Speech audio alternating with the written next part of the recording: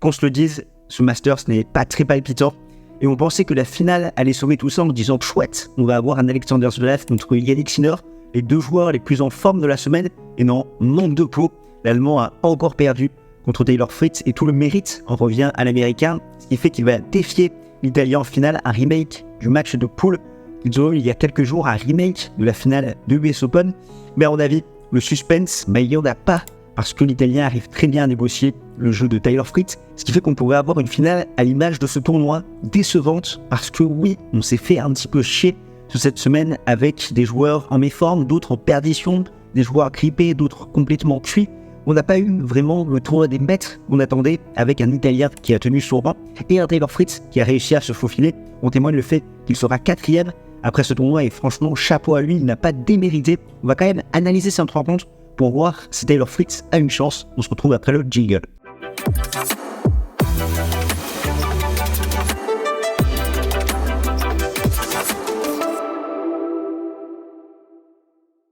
J'espère que tu as apprécié cette nouvelle intro, on l'a peaufinée durant la semaine à Turin. Si on se penche sur la rivalité entre Jannik Sinner et Taylor Fritz, on constate qu'elle a commencé à Indian Wells en 2021, où l'Américain s'était imposé en 2-7, et ensuite l'Italien a merveilleusement pris sa revanche, étant donné qu'il s'est imposé sur les 3 rencontres suivantes. Il n'a laissé qu'un petit set en jeu, et à chaque fois, on l'a vu très bien négocier son adversaire, que ce soit en finale à l'US Open, ou il y a quelques jours, en phase de poule à Turin, sachant qu'il s'est imposé 6-4, 6-4 avec un break dans chaque manche.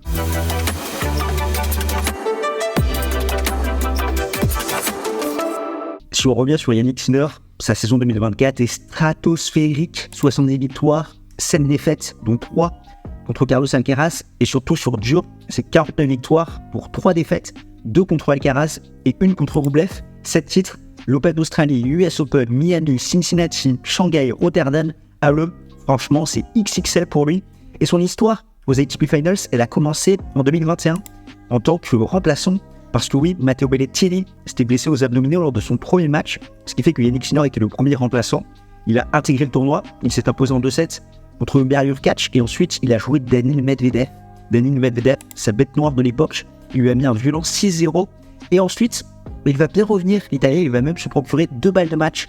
Dans le 3e set, il ne va pas les faire. Mais il va montrer qu'il était très grand, qu'il était capable de gagner ce tournoi. Il va revenir en 2023 avec des matchs ultra convaincants en phase de poule contre Tsitsipas, contre Rune, et sa première victoire contre Novak Djokovic, une victoire maîtrisée également en demi-finale contre Daniil Medvedev. Mais en finale, il va s'incliner contre le Serbe qui va prendre sa revanche en montrant un tennis ultra agressif en 2 petits sets. Et cette semaine italienne, c'est un acte fondateur pour l'Italien parce qu'il va voir qu'il est capable de battre les tout meilleurs, et notamment Novak Djokovic contre qui il n'avait jamais gagné, même s'il y avait eu ce match à Wimbledon un an auparavant où il avait mené 2-7 à rien, parce que quelques jours après, il va s'imposer contre Novak Djokovic en sauvant des balles de match en Coupe Davis, et surtout il va remettre ça à l'Open d'Australie, et ça va lancer son excellente campagne 2024. Donc là, on le retrouve en finale avec une campagne totalement maîtrisée, où il n'a pas concédé le moindre set en phase de poule. C'était extrêmement propre, à commencer par Alex de Minaur, où ça fait 6-3, 6-4, 8-0 au compteur désormais contre l'Australien, et il n'a pas les armes. Il a ce déficit de puissance, il ne sert pas suffisamment bien, ce qui fait que Jannik Sinner il se régale contre ce genre de profil. Ensuite, il s'est imposé contre Taylor Fritz, qui va être son adversaire en finale, 6-4, 6-4, un match plaisant. Franchement, l'Américain avait un petit peu déstabilisé Jannik Sinner, mais on a un Italien qui a beaucoup plus de confiance et une meilleure transition défense-attaque, qui se montre également meilleur dans les phases un petit peu neutres. Et ça fait la différence contre un Taylor Fritz qui, à chaque fois, a concédé une fois son service dans chaque set. Là, on sent vraiment l'écart d'expérience, de confiance, de maturité entre les deux joueurs par rapport à ce qu'ils ont vécu en 2024. Il y a cette victoire également contre Daniil Medvedev, 6-3, 6-4. 6e défaite en 7 matchs en 2024 pour le Russe. C'est une nouvelle bête noire pour lui, Jannik Sinner, alors qu'il maîtrisait merveilleusement bien avant ce match-up. Mais là, on a senti les ajustements techniques, tactiques de l'Italien et surtout la perdition de Daniil Medvedev, notamment au service, 42% de points gagnés. Derrière sa seconde balle, c'est beaucoup trop insuffisant et beaucoup moins constant du fond, où il n'arrive plus à donner le change, et c'est vraiment l'Italien qui va le faire craquer, ce qui fait qu'on a un Jannik Sinner qui s'est qualifié haut là-bas, qui était grand favori, qui est sorti premier de sa poule, et en demi-finale, c'était pas Carlos Alcaraz, mais c'était Casper Ruud à la surprise générale, le Norvégien qui a fait une excellente campagne italienne, alors qu'il était vraiment en manque de rythme depuis ce virus un petit peu intestinal qu'il a eu à Roland Garros, et ce premier set il avait remporté en demi-finale contre Alexander Zverev. Là, on l'a vraiment retrouvé. Il a tenté des choses cette semaine, avec des retours bloqués, un petit peu plus de slice. Il a très bien servi. Également, côté coup de droit, où il arrivait à faire la différence. Mais là, on a un Norvégien quand même qui a des lacunes côté revers. Il y a Jannik Sinner qui arrivait à le prendre de vitesse, qui arrivait à dominer cette dynamique service-retour.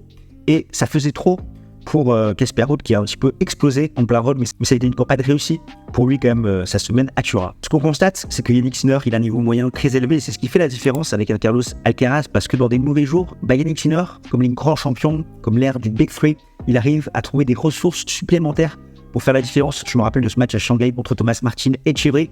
C'était impressionnant parce que l'Argentin jouait vraiment très très bien. Et Jannik Sinner, il a fait le dos rond. Il a réussi à faire la différence. Et c'est un cercle vertueux. Tu as de la confiance, tu as des victoires. Et forcément, dans les moments tendus, dans les fins de set, tu arrives à faire parler ton expérience. C'est ce qu'on a vu quand il fait un break dans chaque set contre Taylor Fritz. On l'a vu également très réaliste dans les tie-breaks cette saison. C'est parce que son état d'esprit, il est là, quoi. Il est beaucoup plus mature. Quand tu as gagné cette titre, quand tu as plus de 90% de victoire, tu connais plus le goût de la défaite et tu te mets un petit peu en pilote auto et tu arrives à hausser ton niveau de jeu quand il faut, notamment quand tu en as besoin. Et c'est vraiment la marque des très grands. En témoigne ses 27 victoires pour une défaite sur ses 28 derniers matchs. Le seul point noir dans sa saison, c'est cette histoire du close table. Il a été blanchi. Puis là, il y a un appel qui est au cours. C'est pas évident et forcément, ça dénote un petit peu sa saison. Mais on a Jannik Sinner qui a su me bâtir sur ses évolutions techniques, tactiques de fin de saison 2023, où avant c'était un petit peu une caricature de lui-même, un joueur puissant, qui variait peu, qui était très prévisible, et là il a apporté quelques petites touches à son jeu pour varier un petit peu plus, casser les diagonales en attaquant en longue ligne, avoir une meilleure transition de défense-attaque, le petit slice, le petit amorti, il sert beaucoup mieux aussi, et ça forcément, ça fait la différence. On a un champion, un joueur qui est arrivé à maturité.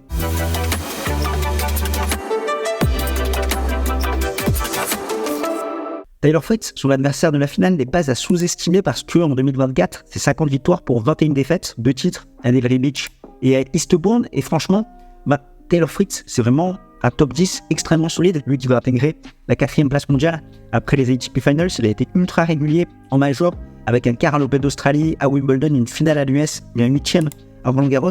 Avant, c'était un petit peu le joueur qui performait qu'en 250-500, mais qui coinçait en major, qui n'arrivait pas à faire la différence. Et là, on le sent. Il a pris de l'expérience, il a progressé un petit peu au service, il arrive à passer un peu plus de première balle, à faire la différence, et ces quelques petits pourcentages qu'il arrive à gratter sur cette saison 2024, ça se fait ressentir par rapport à ses résultats. C'est vrai qu'on le sent comme un top 10 solide depuis 2022, et notamment ce titre à Indian Wells contre Rafael Nadal, mais là, il est encore passé au-dessus, et c'est clairement le meilleur joueur américain. Il avait une poule pas évidente quand même, avec Sinner, Medvedev et Dominor. Il va prendre le meilleur sur Medvedev en 2-7, ça fait 6-3, 6-4, avec un Russe qui était totalement en perdition au service face à Taylor Fritz, qui a très bien servi. Contre Sinner, je t'en ai parlé précédemment, il perd d'un break dans chaque manche.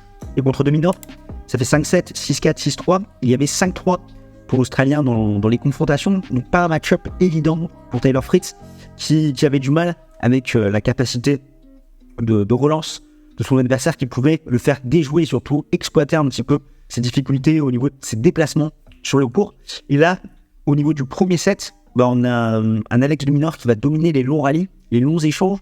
Un Taylor Fritz qui va pas forcément très bien servir, mais qui va hausser le curseur dans le deuxième et le troisième set pour justement aller sur cette filière courte et faire la différence contre Alex de Minaur. Et le match clé de cette semaine, c'est sa victoire contre Alexander Zverev, 6-3, 3-6, 7-6. On savait que ce match, il allait se jouer dans la diagonale coup droit. Parce que oui, Taylor Fritz, c'est un très mauvais match-up pour Alexander Zverev. Là d'ailleurs, c'est sa 4e victoire consécutive contre l'Allemand.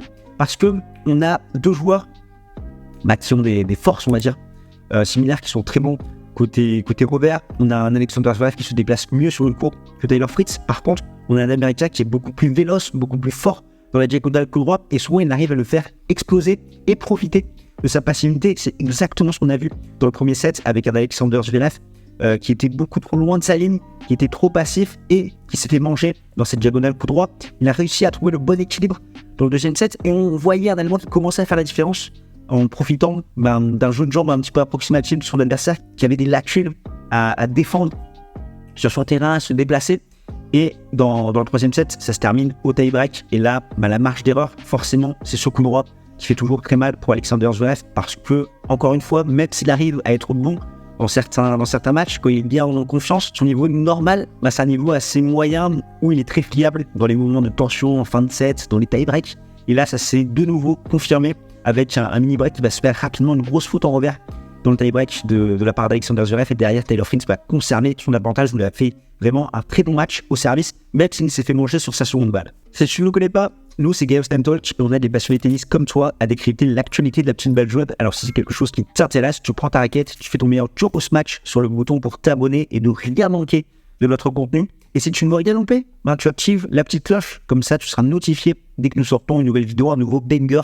Et si ce contenu t'apporte de la valeur, tu peux mettre un petit pouce bleu, c'est important pour nous, pour le référencement et que cette vidéo soit poussée dans le YouTube Game. D'ailleurs, en parlant du YouTube Game, c'est extrêmement compliqué de générer des fonds sur YouTube. Et là, on a Joris qui est en alternance sur notre chaîne, qui a pour projet de faire croître un petit peu le média. Il a commencé avec pas mal de bangers, et il entame sa 2e année. Et on a besoin de toi pour soutenir notre projet, pour soutenir son alternance. C'est pourquoi on a lancé une campagne de financement participatif sur Tipeee avec plusieurs formules. Une à 2 € par mois, une à 5 € par mois qui donne accès à du contenu exclusif, des vidéos de folie. On a fait Paolini, Silic, Nishikori, Kerber, Azarenka. Là, on est en train de te raconter un petit peu les secrets de la chaîne. Et bien évidemment, je peux donner à la hauteur de tes moyens. Toute donation est appréciée. Un grand merci à toi. Je te mets tous les liens en description. Honnêtement, c'est compliqué dans ce match de voir un résultat différent qu'une victoire de Yannick Sinner parce que l'Italien a roulé sur cette semaine italienne. Il est chez lui, il est en pleine confiance. Et on sait que dans ces conditions indoor avec son tennis agressif, il peut faire extrêmement mal. Il arrive à asphyxier ses adversaires. Et là, face à Taylor Fritz, qui est un petit peu démuni, qui joue là aussi dans une filière similaire à celle de l'Italien, mais en faisant tout un petit peu moins bien, en étant encore plus prévisible dans ses schémas de jeu où il manque un peu de variation, qu'il a une moins bonne transition défense-attaque dans des positions neutres. Il va peiner à faire la différence. Et pourtant, ce match-up, il a tout pour être intéressant. On l'a vu dans cette phase de poule où Fritz, mais il y a eu quelques moments où il a pu faire mal à Yannick Sinner, mais à la fin, dans les fins de set, dans les moments chauds, c'est l'Italien qui est bel et bien présent, qui sait faire parler de son expérience, de sa confiance accumulée en 2024. Parce qu'on a un joueur qui retourne très bien, il sert très bien, il peut tenir la dragée haute à Taylor Fritz dans la diagonale Robert, qui peut changer de direction, attaquer de long ligne, la diagonale coup droit. Pareil, alors qu'est-ce que peut faire Taylor Fritz ? Déjà, je pense qu'au niveau des styles de jeu des deux joueurs, on va avoir très peu de break. Ça va être un match de serveurs et il y aura très peu d'opportunités. Fritz, qui n'est pas un relanceur manchot quand même, qui se débrouille pas mal, mais qui a quand même des lacunes par rapport à ses compétences athlétiques et son jeu de jambes pour se déplacer, là où Sinner peut vraiment exploiter ça et profiter un petit peu de certaines lenteurs de son adversaire. Fritz, lui, il va forcément devoir passer un maximum de première balle, essayer de produire un tennis ultra agressif, peut-être sur la diagonale coup droit, essayer de faire déjouer son adversaire, de le faire commettre des fautes, et ensuite tenter d'aller vers l'avant, de réussir cette transition défense-attaque, aller au filet, essayer de se forcer un petit peu de jouer contre nature pour prendre le jeu à son compte et que ça ne soit pas lui qui se fasse bouffer. Mais honnêtement, face à ce Yannick Sinner, qu'est-ce que peut faire Taylor Fritz, hormis l'emmener peut-être dans un tie-break et encore prendre un set, ça serait quelque chose d'assez exceptionnel. Mais je vois vraiment une victoire de Yannick Sinner en 2 sets avec, pourquoi pas, un set un petit peu plus accroché puisqu'on a eu en phase de poule. Mais même si Taylor Fritz est dans un énorme jour, j'ai du mal à le voir prendre le meilleur sur l'Italien qui montre un tennis ultra propre et qui fait tout mieux que son adversaire. Je suis curieux d'avoir ton avis dans les commentaires. Et d'ailleurs, par rapport à ce tournoi du Masters, Josh, il a fait une excellente vidéo où il t'explique pourquoi ce tournoi est surcoté.